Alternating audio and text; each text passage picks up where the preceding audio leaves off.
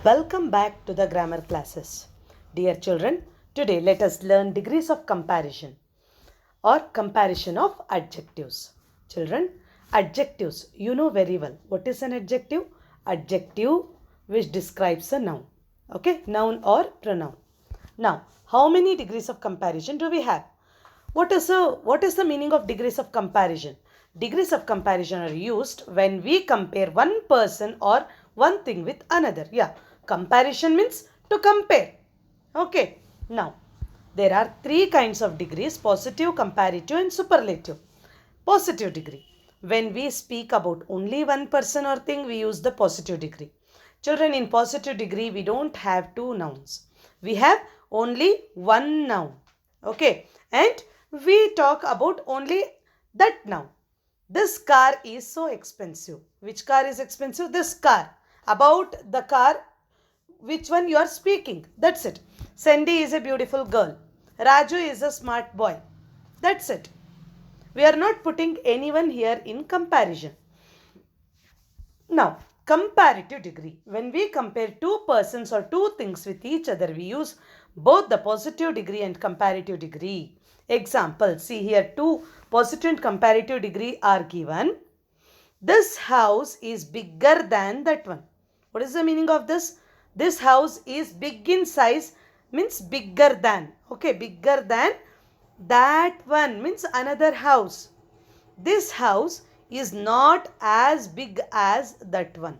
Children, though this is positive degree, here comparison is there, but still as big as. When we use this as, big as, when we put one adjective in between this as and as, that will remain positive degree only because we lower the level of the degree. Fine. What you have to keep in mind? As big as small as tiny as smart as intelligent as. These all come under positive degree. But when same adjective, when it is taken as bigger than, smaller than, tinier than, okay, that becomes comparative degree. The term bigger is comparative version of the term big. Both these sentences convey the same meaning. Okay, one house is big and one house is small. In second sentence, you can see this house is not as big as that one. Yeah, correct. They are telling that this house is not as big as that one. But still, we did not change the word. We did not put the comparative degree. So, that adjective is in positive only because of the as big as. It remains in positive degree. But when that same adjective takes the formation of bigger than, it becomes comparative degree. This is very important. Understood? As big as small as remains in positive degree. Bigger than, smaller than, smarter than. When it changes the formation with than, it takes the comparative version. Now, superlative degree, highest degree. When we compare more than two persons or things with one another, we use all the three positive, comparative and superlative degrees. Example. See here all three examples are given.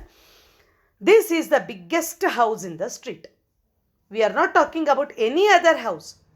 There may be big houses or bigger houses, but we are talking only about one house which is the biggest. See, we did not put any comparison or than. Biggest house in the street.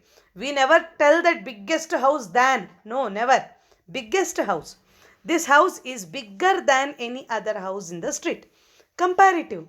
Correct? Because bigger than is used. No other house in the street is as big as this one. See children, this is the formation of positive. As big as. Okay. No other house in this street is as big as. Wherever we use this as big as small as, we even take the negative form of the sentence. In last sentence here you see, this house is not is used. Here, no other house in the street is as big as. Okay, negative means where we put 1 degree down and we balance the positive degree. Clear? The term biggest is the superlative version of the term big. All the three sentences mean the same. Understood? Though meaning is same, the level of the words or the degree used can be seen very clearly in this examples. This is the way we change the given sentence from one degree to other degree. This is the best set of example I have given you. You can use it for your practice, what I will be asking you to do. Now, degree of comparison. Let me take you to the simplest version here. Positive, comparative and superlative. Fast, faster, fastest. Short, shorter, shortest. Tall, taller, tallest. Happy, happier, happiest. Beautiful, more beautiful, most beautiful. Big, bigger, biggest. Thin, thinner, thinnest. Good, good, good. Better, best. Yeah, it will never be good, gooder, goodest. Okay. It is bad, worse, worst. Little, less, least. Many, more, most. Yeah, children, in your 6th, 7th and 8th standard and even in 9th standard, you have learnt the basic classes of adjectives and also degrees of comparison. Now, we have already learnt now itself how to change one formation of the sentence to another form, means from one degree to another degree. Here one dialogue is given for you. Ryan, did you know? Zaid, what? David's car is more luxury than Villa's car. Here, which degree? Comparative degree. More luxury. Are you sure? Yeah. I think Villa's car is the luxurious one in this town. See, which degree? Superlative degree. You are false. I think so. They are telling their version of degree, what they think about the cars. Now, let me give you the introduction of the next chapter, direct and indirect speech. You know, direct speech means, now what I am speaking is direct speech. But when you communicate my words to other person, that becomes indirect speech. When you communicate others' words, okay, it becomes indirect speech. Let us see one or two rules of some rules of this direct and indirect speech. When we want to restate what a speaker uttered, we use indirect speech. In this type of speech, which is also called reported speech. What we call for the indirect speech? Reported speech.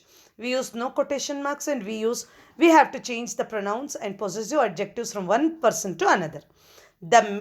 To make the restatement remain logical, we have to follow the rule of sequence of tenses. Yeah.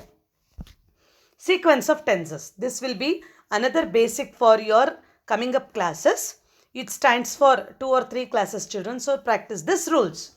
Direct speech and indirect speech. In which tense or direct speech will be, how, in which tense it will take for indirect speech. Simple present tense, simple past tense. Simple past tense, past perfect tense. See, in direct speech, when the tense is in simple present tense, in indirect speech same will be in simple past. Simple past tense will be in past perfect tense. Present continuous tense will be in past continuous tense. Present perfect tense, past perfect tense. Past perfect tense will change to past perfect tense only. Okay, it will remain same. Simple future tense will be in past future tense. Now, how it will take? Change in adverbs. See, here some of the changes what you have to practice from direct to indirect is given. Note down this very clearly in notes and by heart this. Here will become there. Now will become then. Ago will become before. Today or tonight will become that day or that night. Yesterday will become the day before. Tomorrow will become the next day. Last week or last month will become the last before, the last month before or the month before. Tomorrow morning, afternoon will become the following morning or the following afternoon. Next week or next month will become, see, here date can be mentioned in indirect speech. Okay, as that will be a future tense, in indirect speech what you will be communicating, as it is with next week or next month, you can mention the date, or you can even tell the following week or following month. So today's class will be again very important for your exam. It will come, your change the given sentences following the instructions. Okay, last main of your question paper. Fine. Thank you.